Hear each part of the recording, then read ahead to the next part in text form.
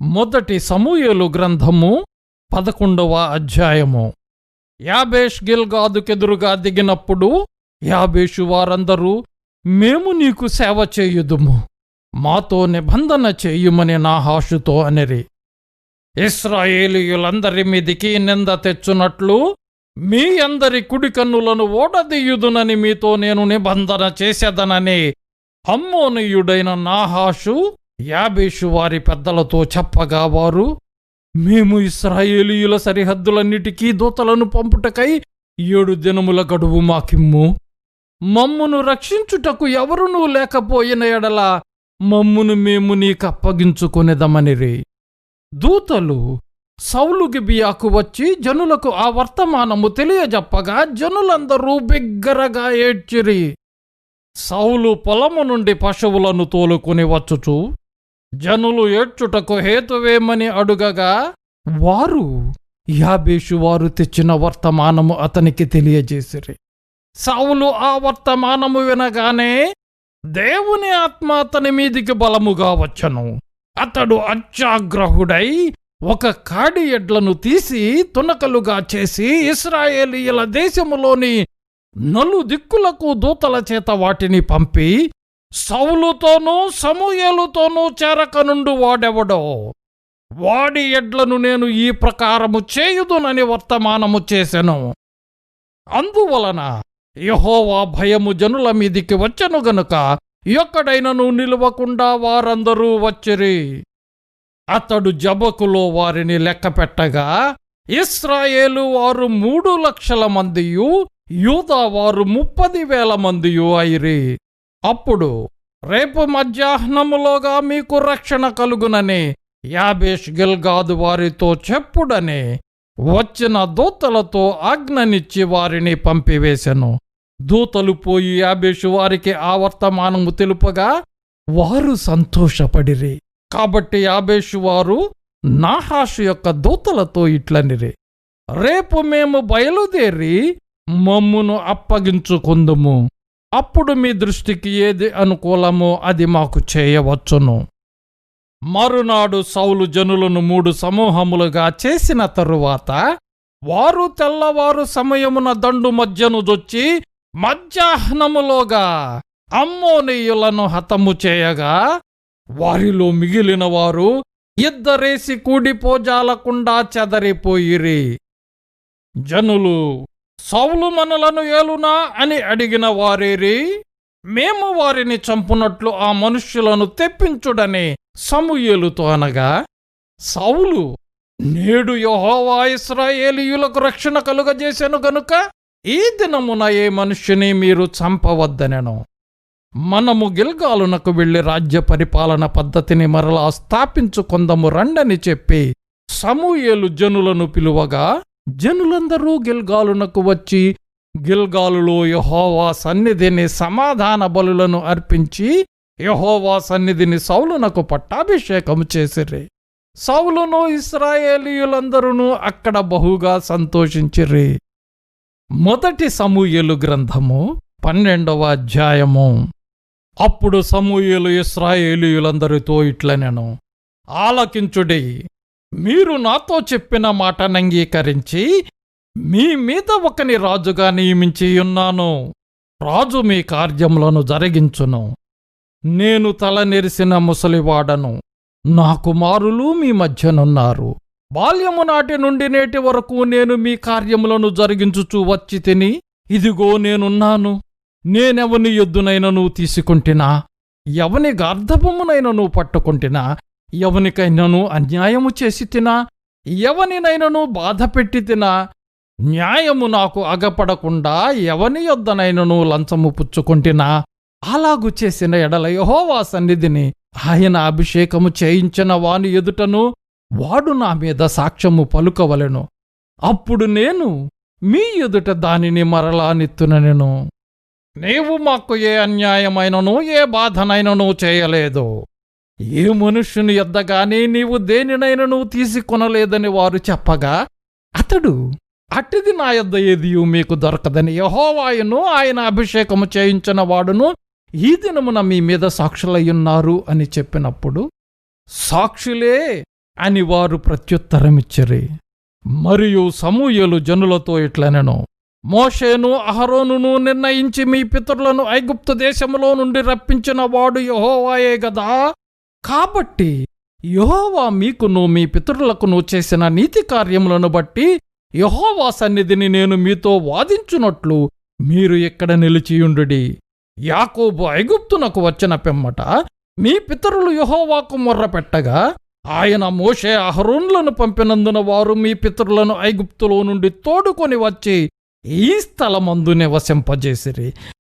అయితే వారు తమ దేవుడైన యెహోవాను మరచినప్పుడు ఆయన వారిని హాసోరు యొక్క సేనాధిపతి అయిన సిసిరా చేతికిని, ఫిలిష్తీయుల చేతికిని, మోయాబు రాజు చేతికిని అమ్మివేయగా వారు ఇశ్రాయేలీయులతో యుద్ధము చేసిరి. అంతటా వారు, మేము యెహోవాను విసర్జించి బయలు దేవతలను, అష్టారోతు దేవతలను పూజించినందున పాపము చేసితిమి. మా శత్రువుల చేతిలో నుండి నీవు మమ్మును విడిపించిన ఎడల మేము నిన్ను సేవించదమని యెహోవాకు మొర్రపెట్టగా యెహోవా యెరుబ్బయలును, బెదానును, యెఫ్తాను, సమూయేలును పంపి నలుదిశలా మీ శత్రువుల చేతిలో నుండి మిమ్మును విడిపించినందున మీరు నిర్భయముగా కాపురము చేయుచున్నారు. అయితే అమ్మోనీయుల రాజైన నాహాషు మీ మీదికి వచ్చుట మీరు చూడగానే మీ దేవుడైన యెహోవా మీకు రాజయ్యున్నను ఆయన కాదు, ఒక రాజు మిమ్మును ఏలవలెనని మీరు నాతో చెప్పితిరి. కాబట్టి మీరు కోరి ఏర్పరచుకునిన రాజు ఇతడే. యెహోవా ఇతనిని మీ మీద రాజుగా నిర్ణయించి ఉన్నాడు. మీరు యెహోవా యందు భయభక్తులు కలిగి ఆయన మాట విని ఆయనను సేవించి ఆయన ఆజ్ఞను భంగము చేయక మీరును మిమ్మును ఏలు రాజును మీ దేవుడైన యెహోవాను అనుసరించిన ఎడల మీకు క్షేమము కలుగును.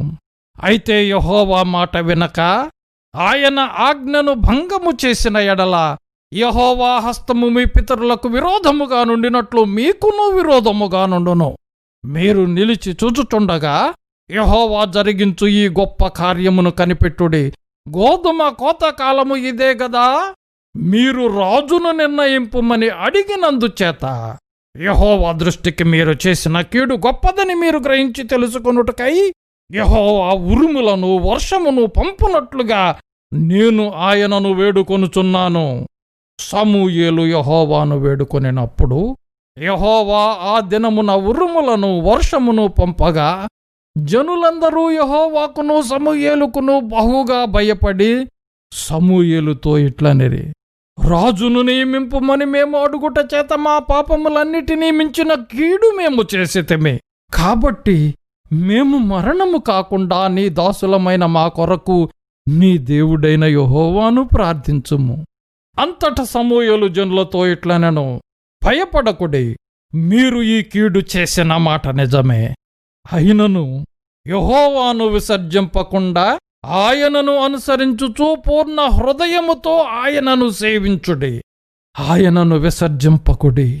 ఆయనను విసర్జింపువారు ప్రయోజనము మాలినవై రక్షింపలేని మాయా స్వరూపములను అనుసరించుదురు. నిజముగా అవి మాయయే. యెహోవా మిమ్మును తన జనముగా చేసుకొనుటకు ఇష్టము కలిగియున్నాడు.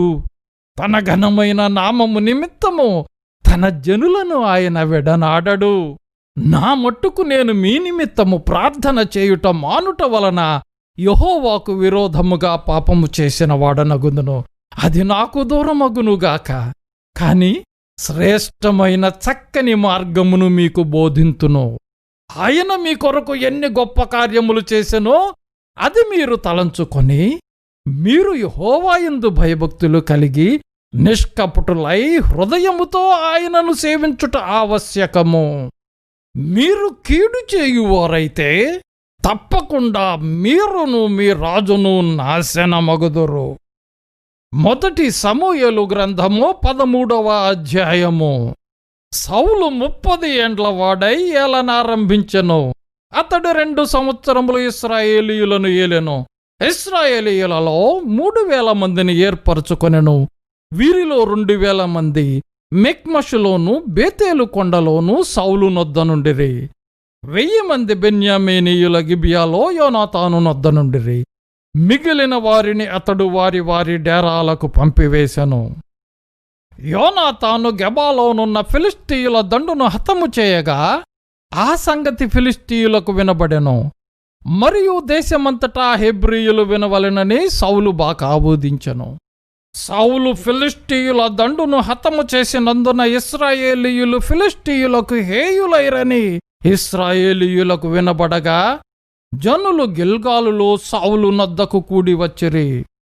ఫిలిష్తీయులు ఇశ్రాయేలీయులతో యుద్ధము చేయుటకై 30,000 రథములను 6,000 గుర్రపు రౌతులను సముద్రపు దరి నుండు ఇసుక రేణువులంత విస్తారమైన జనసమూహమును సమకూర్చుకుని వచ్చిరి.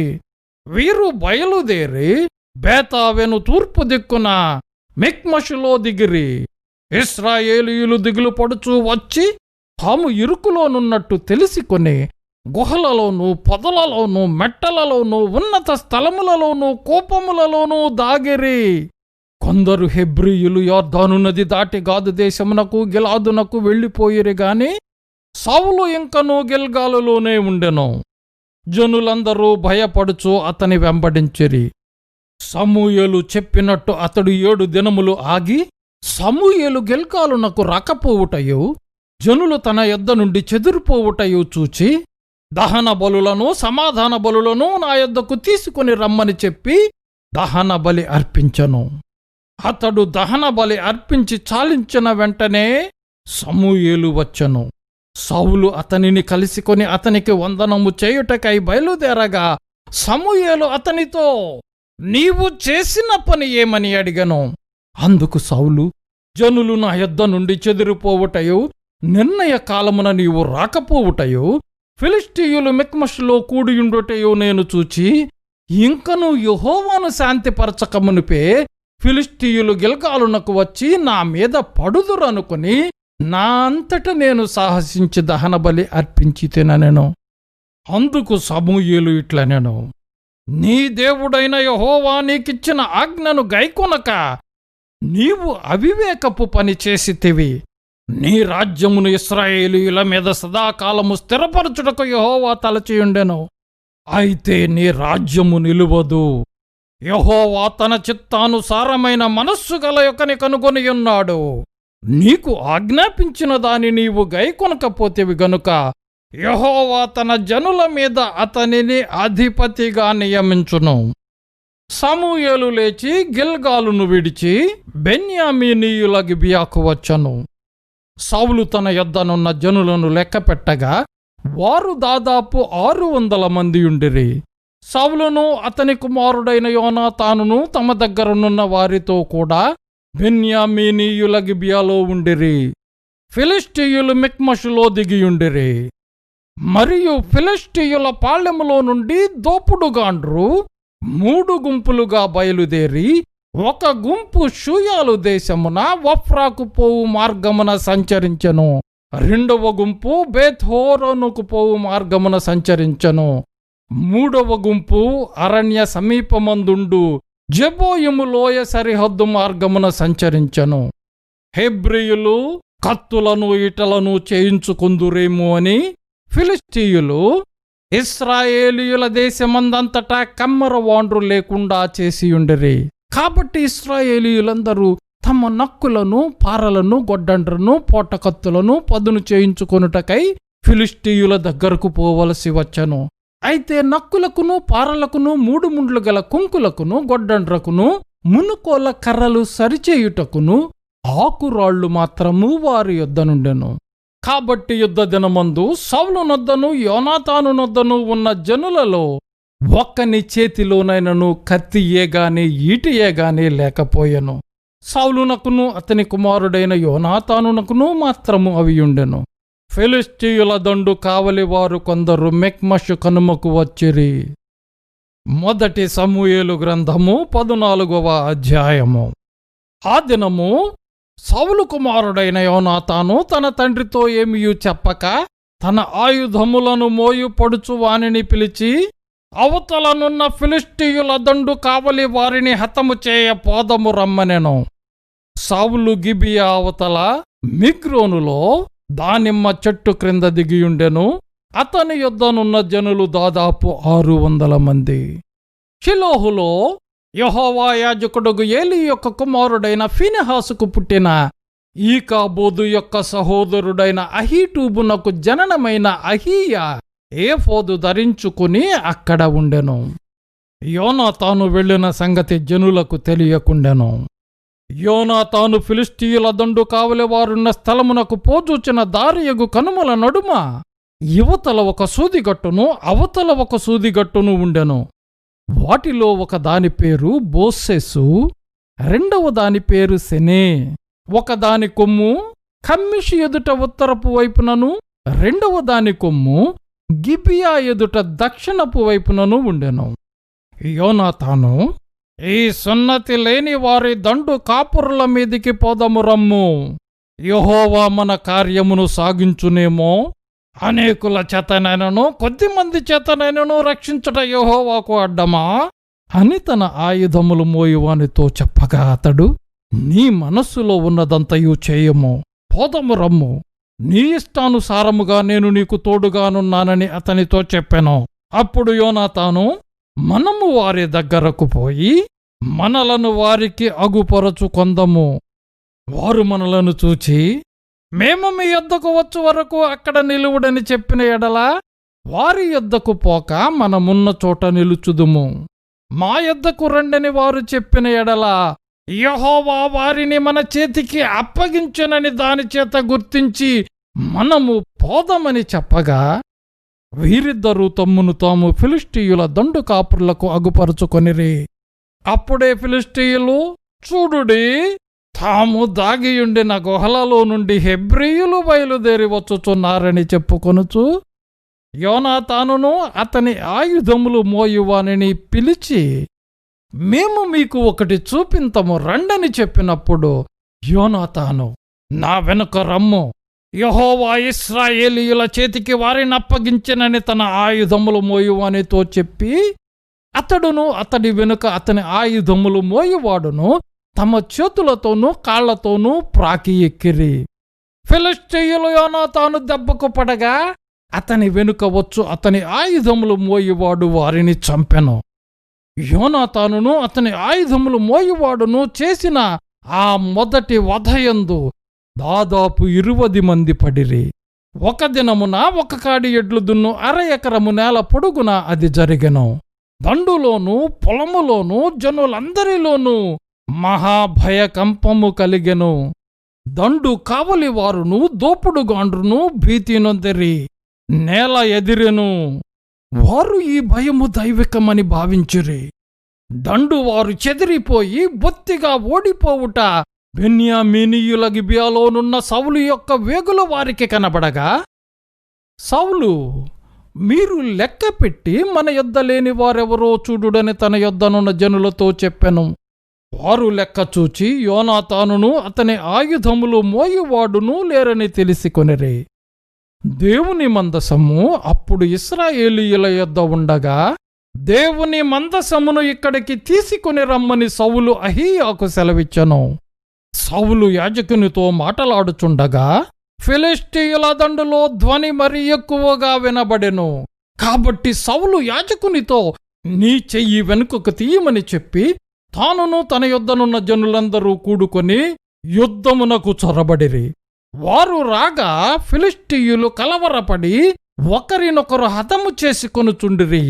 మరియు అంతకు మునుపు ఫిలిష్తీయుల వశముననున్న వారై చుట్టూనున్న ప్రాంతములలో నుండి వారితో కూడా దండునకు వచ్చిన హెబ్రీయులు సౌలు నద్దను యోనాతాను నద్దనున్న ఇశ్రాయేలీయులతో కలిసి కొనవలనని ఫిలిష్తీయులను విడిచిరి.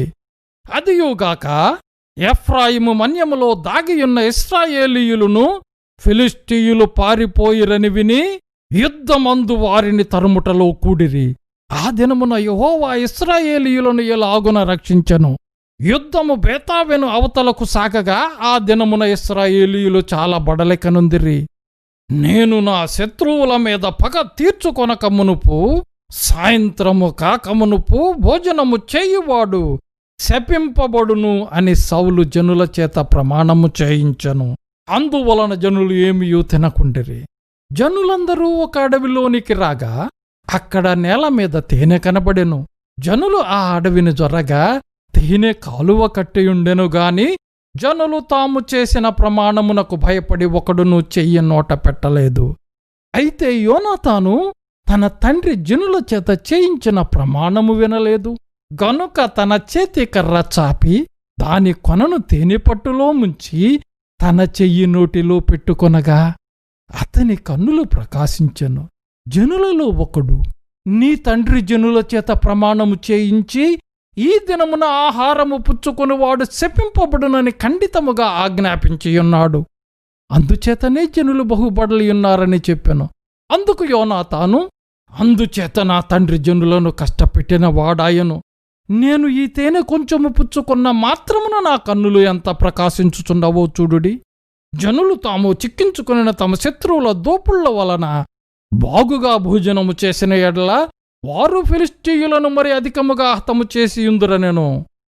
ఆ దినమున జనులు ఫిలిష్తీయులను మిక్మషు నుండి అయ్యాలోను వరకు హతము చేయగా జనులు బహుబడలికనొందిరి.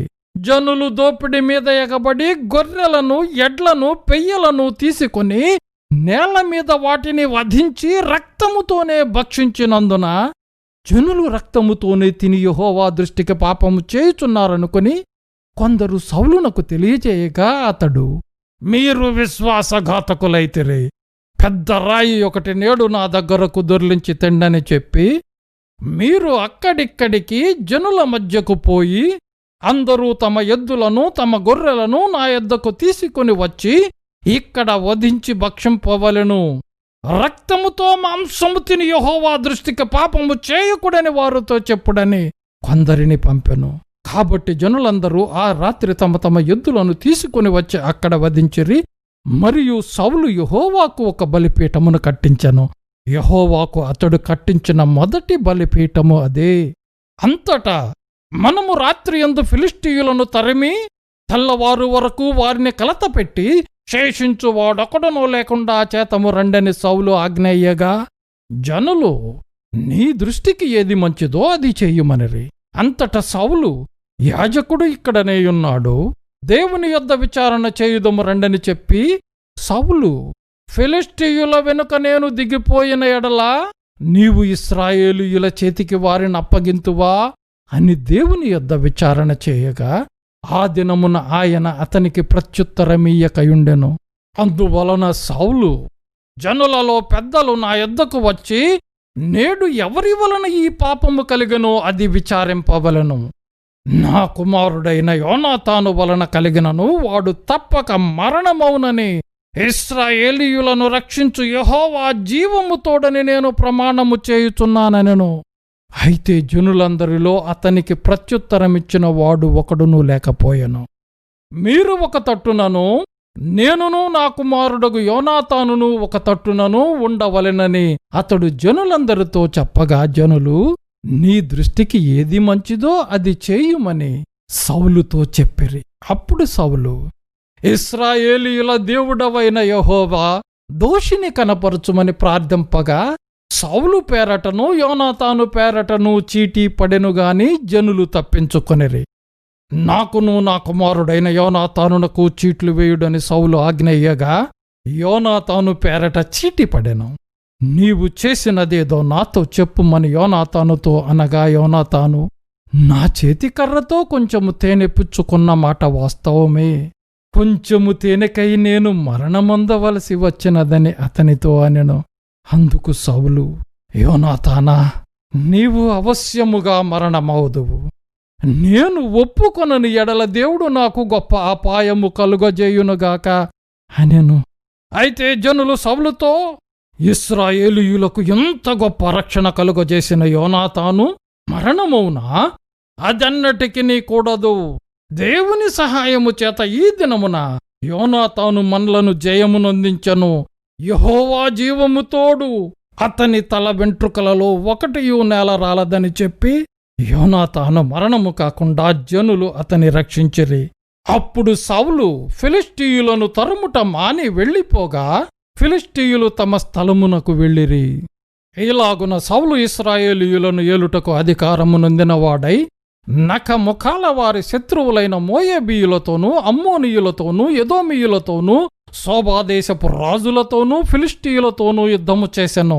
ఎవరి మీదికి అతడు పోయెనో వారినందరినీ ఓడించెను. మరియు అతడు దండును కూర్చి అమాలేకీయులను హతము చేసి ఇశ్రాయేలీయులను కొల్లసొమ్ముగా పెట్టిన వారి చేతిలో నుండి వారిని విడిపించెను. సౌలునకు పుట్టిన కుమారుల పేర్లు ఏవనగా యోనాతాను, ఇష్వి, మెల్కీషువా.